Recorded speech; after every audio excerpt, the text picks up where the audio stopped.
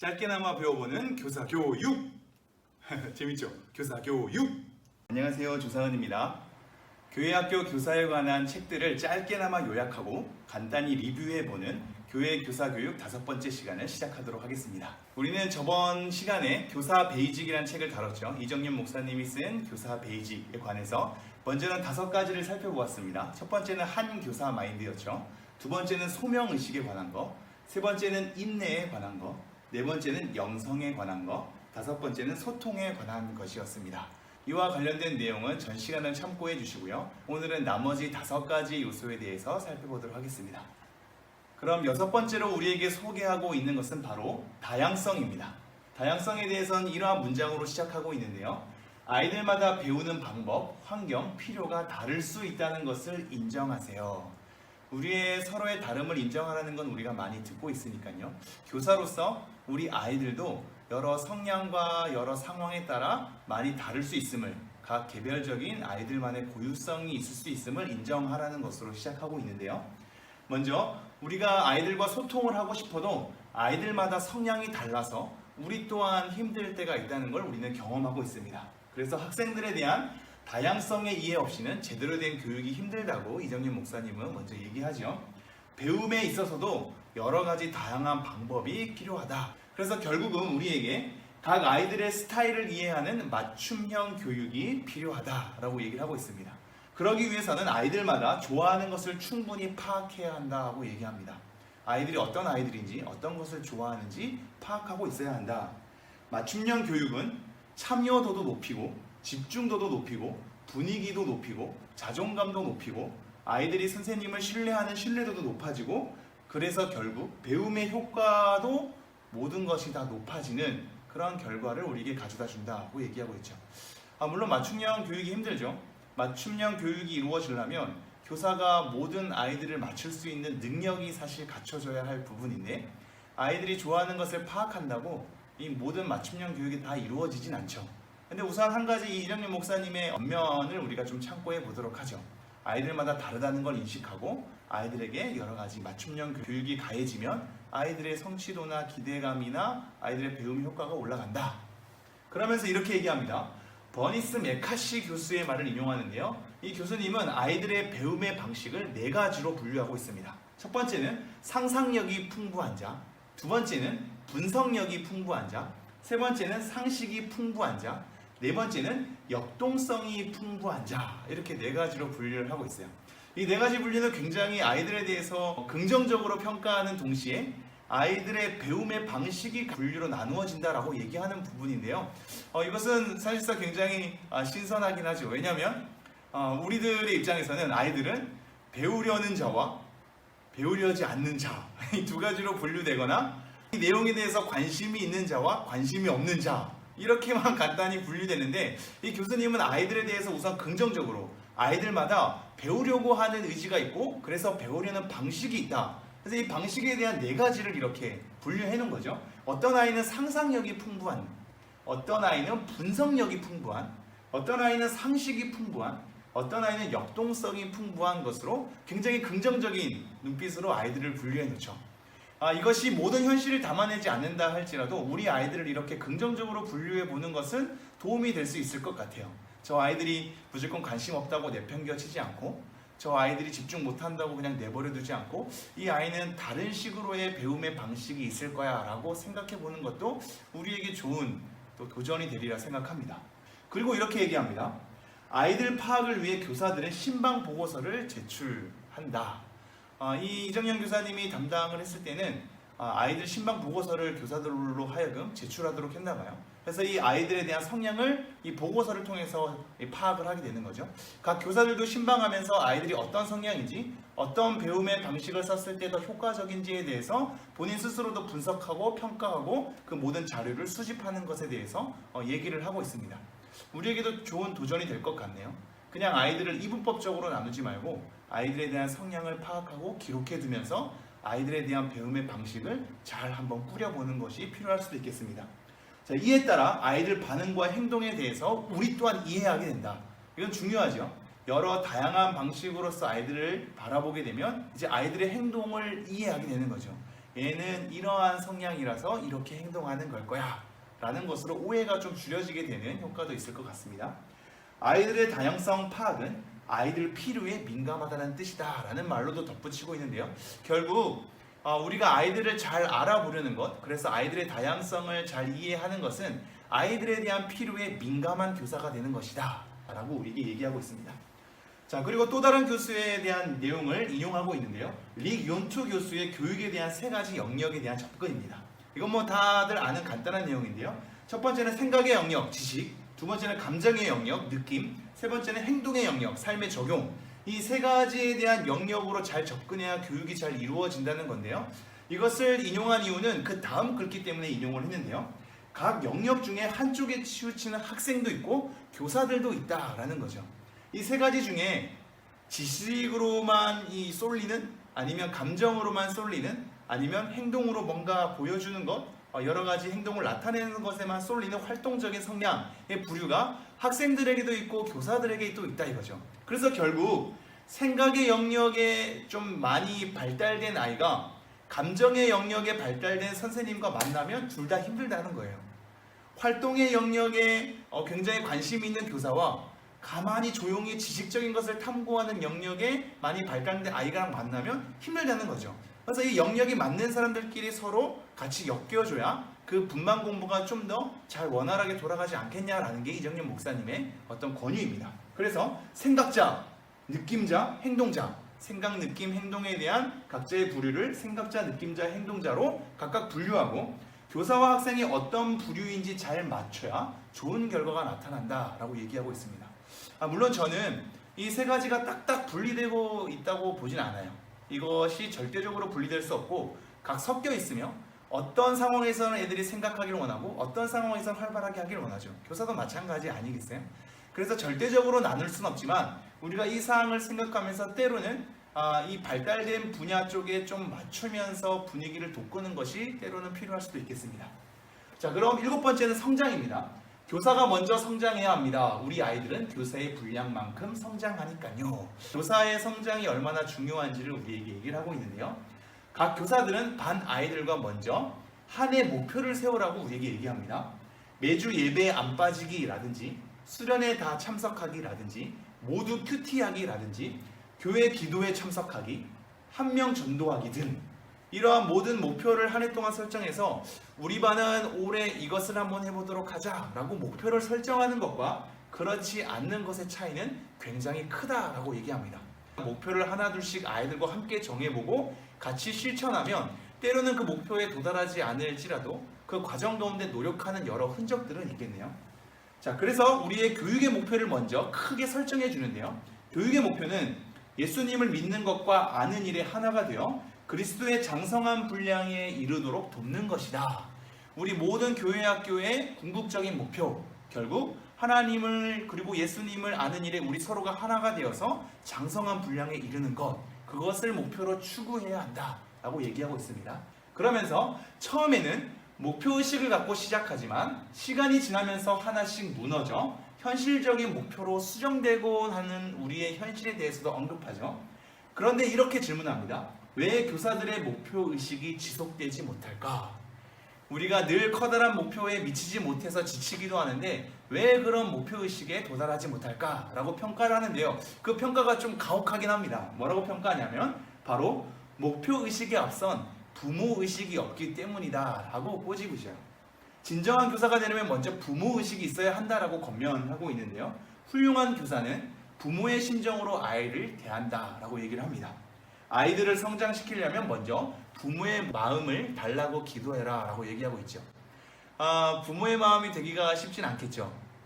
교사로서 주일 담당하는 것도 힘든 실정이라 부모로서 아이를 대하는 것은 너무나 쉽지 않을 겁니다. 또한 특별히 청년 교사들은 부모의 마음으로 가진다는 것은 너무나 어렵죠. 물론 부모의 입장에 서 있는 교사들도 자기 아이들을 사랑하는 것과 한 주일에 한 번 겨우 근근히 보는 아이들을 정말로 자녀처럼 부모의 심정으로 돌본다는 것은 너무나 쉽지 않을 겁니다. 그럼에도 우리가 우리의 마음이 자꾸자꾸 냉랭해지지 않도록 부모 마음을 달라고 기도하는 것은 필요하다고 생각합니다. 그러면서 이정용 목사님이 이렇게 얘기합니다. 부모됨은 어려운 일이다. 인정하고 있죠. 그래서 많은 공부와 노력이 필요하다라고 얘기합니다. 기도를 하면서 동시에 많은 공부와 노력이 필요하다. 그리고 많은 준비가 필요하다라고 얘기합니다. 그래서 어떤 준비를 해야 하느냐를 우리에게 세 가지로 얘기하고 있는데요. 첫째는 자기 아이들에 대해서 능통한 것이 필요하다. 아이들이 좋고 싫어하는 것이 무엇인지, 아이들의 가정 환경이 무엇인지, 아이들의 친구 관계가 어떤지, 그리고 그 아이들의 요즘 이슈가 무엇인지에 대해서 아이들을 잘 파악하는 이 능통함이 필요하다. 이렇게 능통해서 아이들과 관계가 친밀해질 때 부모의식이 더 발달이 될 수 있다라고 얘기하는 거죠. 두 번째는 말씀에 대한 능통함이 필요하다. 우리가 말씀을 가르치는 교사이기 때문에 말씀에 대한 능통함을 통해서 아이들을 잘 모든 자연스러운 분위기 가운데 아이들이 질문하고 필요할 때마다 속속들이 잘 가르쳐줄 수 있는 능통함이 필요하다. 셋째는 반운영에 대한 능통함이 필요하다. 다양한 접근을 통해서 공부에 대해서 수월하게 따라올 수 있도록 하는 능통함이 필요하다라고 얘기하죠. 부모가 되기 쉽지 않네요. 부모에 대한 마음을 가지려면 기도뿐만이 아니라 이런 능통함도 필요하다니 우리에게 부담이 아닐 순 없지만 우리가 교사로서 하나님 앞에 잘 서려면 부모의식이 먼저 필요한 것은 사실이고 부모로서 아이들을 잘 대하는 능통함을 자꾸 길러내야 할 숙제가 있는 것 또한 사실이겠습니다. 마지막으로 이렇게 얘기합니다. 각 부서는 담당 교육자의 분량만큼 성장하게 되고 각 반은 교사의 분량만큼 크게 된다 라고 얘기하고 있죠. 이 말씀은 굉장히 찔리는데요. 결국 교육자의 문제 아니겠습니까? 아는 만큼 보이긴 하니까요. 그 교역자 그리고 그 교사가 아는 만큼 아이들은 여러 가지 듣고 보게 되겠죠. 그러한 영향이 분명히 있는 것은 사실이겠습니다. 그래서 이렇게 얘기하는데요. 교사가 뜨거우면 아이들도 뜨겁다. 아이들이 냉랭한 건 혹시 우리 교사들의 냉랭함 때문이 아닐까? 교사들이 냉랭한 건 혹시 교육자의 냉랭함 때문이 아닐까? 우리를 좀 돌아보게 하는 권면입니다. 자, 그리고 이렇게 얘기합니다. 홍민기 목사님의 교사 영성의 성숙 조건 6가지를 인용하고 있는데요. 우리 교사들이 어떻게 영적으로 성숙해야 하는가에 6가지에 대한 지침을 자기로 돌아보게 하고 있습니다. 첫 번째는 자기 인식을 할 수 있는 교사가 되어야 한다라고 합니다. 내 수준이 지금 어떤 수준인지 자기 객관화를 할 수 있는 교사인 거죠. 그냥 자아도취가 아니라 그냥 만족이 아니라 내 수준이 지금 어떤 수준인지 돌아볼 수 있는 교사, 자기 인식할 수 있는 교사. 두 번째는 자기 통제가 되어야 하는 교사. 자기의 감정에 대해서, 자기 성격에 대해서 절제할 줄 알아야 되는데 혈기를 막 부리면 안 되겠죠. 그래서 자기 통제를 할 수 있는 교사. 세 번째는 스스로 동기부여할 수 있는 교사. 그래서 여러 가지 현실의 어려움 속에서 쉽게 좌절하거나 무너지지 않게, 쉽게 체념하지 않게, 다른 사람 몇몇의 평가에 쉽게 휘둘리지 않게 스스로 동기부여해서 잘 설 수 있는 교사가 필요하다. 네 번째는 자신을 긍정적으로 바라볼 수 있는 교사가 되어야 한다. 왜냐하면 자기 스스로 자꾸 부정적으로 생각하면 아이들에게도 영향을 미친다라고 얘기를 합니다. 그래서 본인 스스로도 긍정적으로 자꾸 추스려야 아이들에게 좋은 영향이 흘러갈 것이다 라고 얘기하는 거죠. 다섯 번째는 자아도취에 빠져서는 안 된다. 이 1번이랑 연결되는 부분인데요. 헛된 만족, 착각에서 스스로 잘 벗어나야 한다. 자기가 판단하는 것, 자기가 생각하고 평가하는 것도 스스로 잘못된 기준 가운데 나올 수 있는 거죠. 스스로의 기준, 스스로의 자아도취에서 빠져나와야 하는 그런 교사. 그리고 여섯 번째는 학생 입장에서 생각할 수 있는 교사라야 한다. 교사가 교사로서의 입장에서만 생각하면 꼰대가 될 수 있겠죠. 학생 입장에서 생각해보고 그들의 시선과 그들의 평가는 어떤지를 돌아볼 수 있는 그런 교사가 되어야 한다라고 얘기를 하고 있습니다. 자, 그리고 이렇게 얘기합니다. 교사의 성장은 결코 타협하거나 멈출 수 없는 것이다. 계속 성장해야 되는 거죠. 만족하지 말고 계속 성장해야 한다. 계속 성장을 꿈꿔야 한다. 배움의 열정, 교사 모임, 프로그램 참여, 반운영의 적극성 등 성장에 대한 갈망이 있어야 한다라고 얘기합니다. 여러 가지 배움에 대한 자리, 또한 자기를 돌아봄에 대한 자리를 자꾸 기피하지 말아야 하겠죠. 그것이 우리에게 스트레스를 줄 수는 있지만 우리는 계속 그 자리 가운데 자기를 점검해야 되고 배움을 통해서 자꾸 자기를 성장해 가는 것으로 우리의 목표를 설정해야 할 것입니다. 자, 그럼 8번째 보도록 하겠습니다. 8번째는 헌신인데요. 헌신은 이러한 문장으로 시작합니다. 가르침은 헌신입니다. 선생님이 나를 위해서 어느 정도 헌신하는지 아이들은 다 알고 있습니다. 교사의 헌신은 기적을 만들어낸다고 이정현 목사님은 얘기합니다. 교사가 헌신할 때 반드시 열매가 맺혀지기 때문이라고 얘기하고 있죠. 그래서 효과적인 사역은 아이들의 필요에 즉각 반응하는 것이다 라고 얘기합니다. 그냥 막 헌신하는 것이 아니라 아이들의 필요에 민감하게 반응하는 것이 헌신으로 나온다는 거죠. 내 편리와 안위를 생각하면 아이들의 필요에 반응할 수가 없다. 가르침은 헌신이다. 내가 뭔가 불편하지 않을 정도, 괜찮을 정도, 내가 여러 가지 이 일들에 대해서 편안하게 할 정도로만 생각하면 헌신이 나올 수 없고, 그러면 아이들의 필요에 반응할 수 없다라는 것이 이 챕터의 핵심인 겁니다. 그러면서 이렇게 얘기합니다. 아이들이 왜 내 말을 듣지 않는지, 아이들이 왜 나를 좋아하지 않는지, 왜 나는 교사로서 능력이 없는지를 스스로 한숨을 가지면서 후회하고 반문하고 있다면 이런 질문을 하라고 얘기해요. 과연 나는 아이들에게 얼마나 헌신했는가? 교사의 능력 차이는 헌신의 정도와 비례한다라고 얘기합니다. 이 질문은 저에게는 굉장히 좀 중요한 질문이었는데요. 저는 그렇게 돌아볼 때가 많거든요. 나는 왜 이렇게 능력이 없을까? 아이들은 왜 나에게 이렇게 관심이 없을까? 나를 좋아하기는 하는 걸까? 이 수많은 질문을 늘 하게 됩니다. 그때 저는 이 질문을 해야겠죠. 나는 아이들에게 얼마나 헌신하고 있는가? 이 질문이 항상 맞지는 않겠습니다만 우리가 헌신을 하면 할수록 더 실망되고 아이들에게 더 여러 가지 상한 감정을 가질 때도 있겠지만, 때로는 나는 과연 헌신을 많이 하면서 아이들에 대한 어떤 평가를 기대하는가를 또한 돌아볼 필요는 있겠다고 생각합니다. 그리고 이렇게 얘기합니다. 교회가 안 된다고 하는 것은 헌신하는 사람이 없어서가 아닐까. 그래서 이렇게 또 얘기합니다. 이정년 목사님이 드림교회에 있을 때 우리 교회 교사 클래스는 차원이 다르다라고 얘기합니다. 아이고 좋겠네요. 그 드림교회에 있을 때 교사들은 정말로 헌신을 많이 했나 봅니다. 우리 교회 클래스는 다르기 때문에 이렇게 100명에서 1600명으로 성장할 수 있었다라고 자랑할 만하겠습니다. 자, 그리고 이렇게 얘기합니다. 교사들에게 필요한 3가지 헌신에 대해서 얘기하고 있는데요. 첫 번째는 기도로 헌신하라. 다 아는 얘기지만 아이들을 위한 기도 리스트를 작성해라. 우리가 아이들을 위해서 일주일에 얼마나 기도하는지를 생각해보고 아이들을 위한 기도 리스트가 있는지를 한번 돌아볼 필요가 있겠네요. 그리고 교사들 서로에 대해서도 좀 중보가 필요하다. 두 번째는 시간으로 헌신하라 라고 얘기합니다. 기도로 헌신하는 거 외에 시간으로, 주일 시간만이 아니라 시간을 주중에 쪼개서, 그래서 그 아이들을 위해서 시간을 투자하라고 얘기를 하고 있는데요. 왜냐하면 교육은 투자한 시간과 비례한다라고 보고 있기 때문입니다. 세 번째는 물질로도 헌신하라. 교사의 헌신 수준은 주머니 사용에 달렸다라고 얘기합니다. 자기 돈을 쓸 때 귀한 마음이 움직인다라고도 얘기해요. 그러면서 물질 헌신의 아까움은 아이들을 향한 교사의 마음이다라고 얘기합니다. 저는 속속들이 듣고 있긴 하는데요. 우리 교사들이 자기 사비로 많은 또 선물을 해주고 하는 것을 보게 되거든요. 그렇게 자기 물질이 쓰여지게 될 때 아무래도 마음에 대한 집중도가 달라지긴 하는 것 같아요. 물론 그렇게 헌신해도 불구하고 피드백이 안 좋아졌을 땐 또 상한 마음이 오기도 마련이긴 하지만, 우리가 기도와 시간과 물질에 대한 헌신을 통하여서 나는 아이들을 얼마나 헌신하는가 돌아볼 필요는 있겠네요. 9번째는 진짜 사랑입니다. 어떻게 하면 우리 반 아이들을 좀 더 사랑할 수 있을까를 늘 고민하세요. 아이들을 얼마나 사랑하는지에 대한 우리의 돌아봄을 또 얘기하는 부분인데요. 아이들을 믿음 안에서 성장시키고 변화시키는 것은 사랑이다 라고 얘기합니다. 학생들은 자기를 진짜 사랑하는지 아닌지를 구분한다고 얘기해요. 그러면서 아이들은 사랑에 메말라 있다 라고 얘기하죠. 그러나 진정한 사랑을 주는 교사는 별로 없다라고 평가를 하고 있습니다. 이것은 교사들도 마찬가지인데요. 교사들도 사랑에 메말라 하고 있죠. 본인 스스로 교회에서 사랑을 많이 받지 못해서 외로움을 느끼는 교사들도 많이 있기 마련인 거거든요.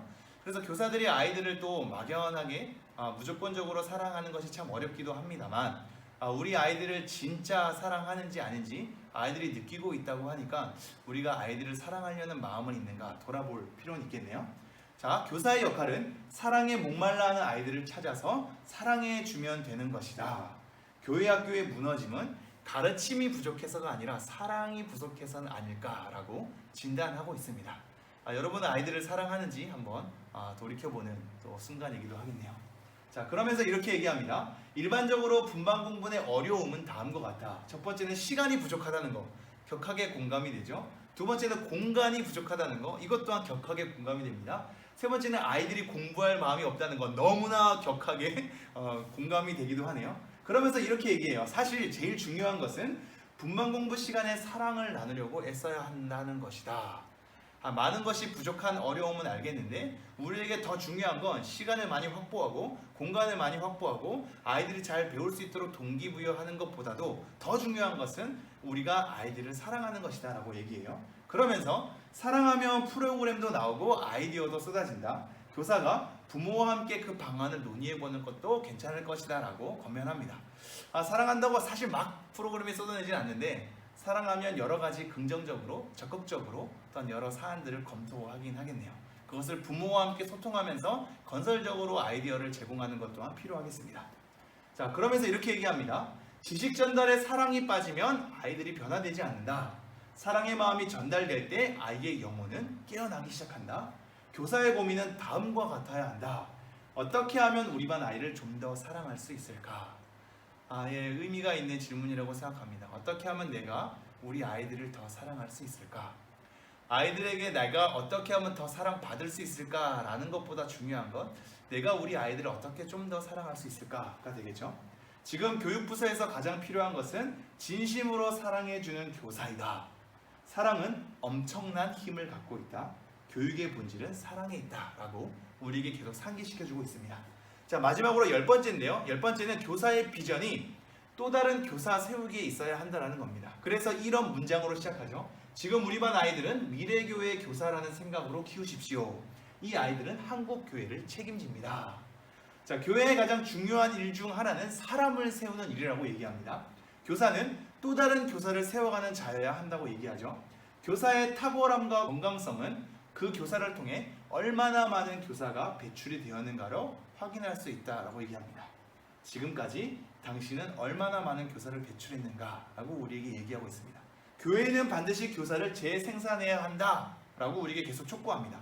바른 계승이 되어야 한다는 거죠. 그래서 지금의 사역자나 교사는 언젠가는 없어진다라는 것을 다시 한번 상기시킵니다. 정말 그렇죠. 지금에 있는 부교역자들은 또 바꿀 수 있고 지금의 헌신된 교사는 상황에 따라 또 없어질 수 있기 때문에 바른 계승을 통해서 계속 교사를 세워가는 것이 교회 학교에 필요하다라고 얘기합니다. 그러면서 훌륭한 교사 한 명만 제대로 세워진다면 그 교회를 살리게 된다라는 우리 첫 챕터를 다시 한번 상기시키고 있죠. 교사들이 가질 또 다른 비전은 또 다른 교사를 세우는 것이다. 지금 맡고 있는 아이들, 이 아이들 말이다 라고 얘기를 합니다. 그래서 마지막으로 지금 아이들은 미래의 교회의 교사이다. 아이들의 잠재력을 보라 라고 얘기를 하고 있습니다. 자, 우리는 지금 이정현 목사님의 교사 베이직이라는 책으로 10가지 챕터를 한번 살펴본 건데요. 한교사 마인드, 두 번째는 소명의식, 세 번째는 인내, 네 번째는 영성, 다섯 번째는 소통, 여섯 번째는 다양성, 일곱 번째는 성장, 여덟 번째는 헌신, 아홉 번째는 진짜 사랑, 열 번째는 비전, 즉 교사 세우기라는 것으로 10가지에 대한 사항들을 우리가 한번 살펴보았습니다. 자, 그럼 총평하도록 하겠습니다. 저는 이 책을 보면서 저번 시간에도 설명했듯이 이정현 목사님이 어떤 말을 설명할 때 쓰는 부연 설명에 대한 예화들이 약간 제가 선호하는 방식은 아니거든요. 이 책이 사실 교사 베이직이란 책이잖아요.